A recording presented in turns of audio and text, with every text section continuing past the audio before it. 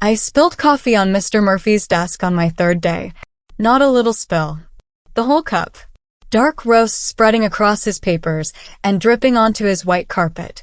I stood there frozen with the empty cup in my hand, watching my new job disappear in a pool of caffeine. "I'm so sorry," I stammered. "I'll clean it. I'll replace everything. I'm so sorry." Mr. Murphy looked at the mess, then at me. Then he smiled. "It's just coffee, Jeremy. Breathe." He helped me clean it up. He didn't yell, didn't report me to HR.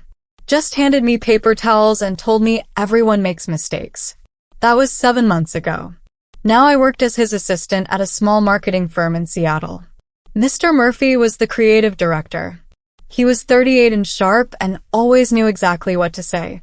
He wore expensive suits and had black hair he kept neatly combed. Everyone respected him. Some people feared him. I admired him. He noticed things about me that no one else did.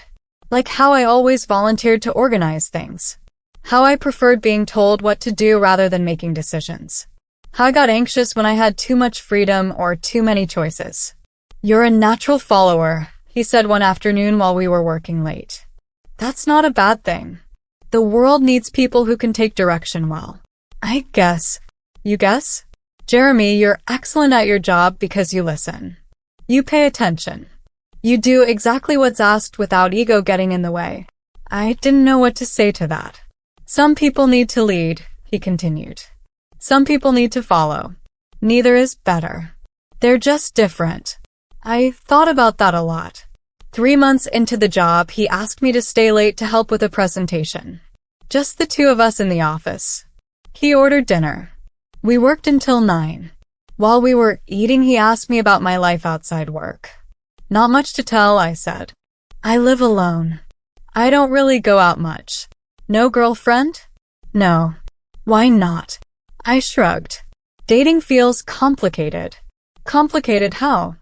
I picked at my food. This felt too personal for a work conversation. But something about the way he asked made me want to answer. "I don't think I know who I am yet," I said quietly. "So how can I date someone when I'm still figuring myself out?"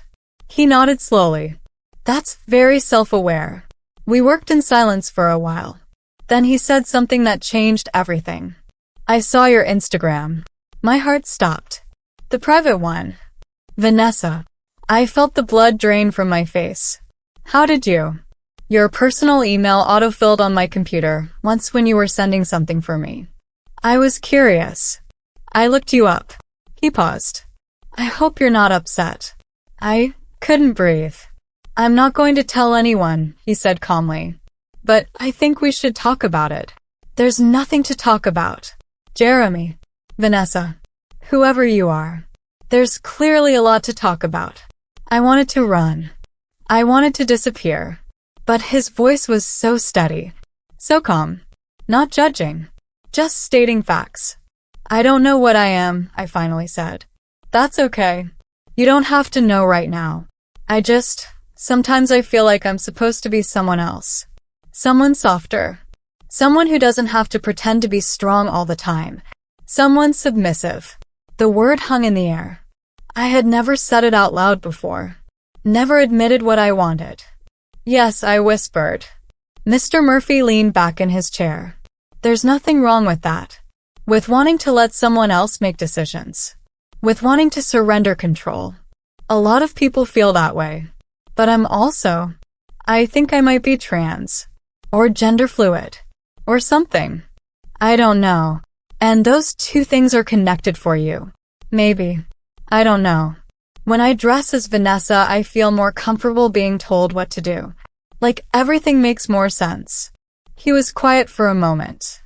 Then he said, "I can help you explore this. If you want." "What do you mean?" "I mean I can create a safe space for you to figure out who Vanessa is. What she wants. How she fits into your life." "Why would you do that?" "Because I see you struggling. Because I think you have potential that's being wasted on pretending. And because..." He paused. "Because I've been where you are." I looked at him. "What?" "I'm trans, Jeremy. I transitioned 15 years ago. Most people at work don't know. But I do know what it's like to feel lost in your own skin. Everything shifted. Suddenly his understanding made sense. His calmness. His lack of judgment. So what do? I asked. First, you decide if you trust me. Then we take small steps. We figure out what Vanessa needs. Over the next 3 months, Mr. Murphy became my guide. He taught me about gender expression, about the difference between identity and presentation, about how being submissive wasn't weakness but a different kind of strength. He let me dress as Vanessa at the office after hours. Let me practice being her in a safe space. He gave me tasks and structure and clear expectations. When I followed them, he praised me. When I struggled, he helped me improve. It felt right in a way nothing else ever had. You're blooming, he said one evening while I was organizing files in a skirt and blouse. Vanessa is becoming real. I feel more real as her than I ever did as Jeremy. Then maybe Jeremy isn't who you're meant to be. I started living as Vanessa more. At home. Online. Eventually at work during the day. Mr. Murphy helped me come out to HR, helped me update my name in the system, stood beside me when some coworkers didn't understand. 6 months after that late-night conversation, I was Vanessa full-time. I was also completely dependent on Mr. Murphy. He made every decision for me. What I wore. What projects I worked on. When I ate lunch. When I left work. I didn't mind. It felt safe. It felt right. He knew what was best. Then one Friday he called me into his office. Sit down, Vanessa. I sat. I need to tell you something. His face was serious. I'm leaving the company. I got offered a position in New York. I'm taking it. The room spun. What? When? 2 weeks. But what am I supposed to do? You're supposed to live your life. I can't. Not without you. You're the only person who understands. Who helps me? Mr. Murphy stood up and walked around his desk. He crouched in front of me, so we were eye level. Vanessa, listen to me very carefully. I helped you find yourself. But now you need to learn to exist without me. I don't know how. Yes, you do. You're stronger than you think. I'm not strong. That's the whole point. I need someone to guide me. Need? Or want? I didn't answer. There's a difference, he said gently. Wanting guidance is fine. But needing it to survive is dangerous. I won't always be here. You have to be able to stand on your own. But you said I was a natural follower. You are. But even followers need to know who they are when they're alone. He handed me an envelope. What's this? Open it after I leave. 2 weeks later, Mr. Murphy was gone. The office felt empty without him. I felt empty without him. I opened the envelope that night. Inside was a letter.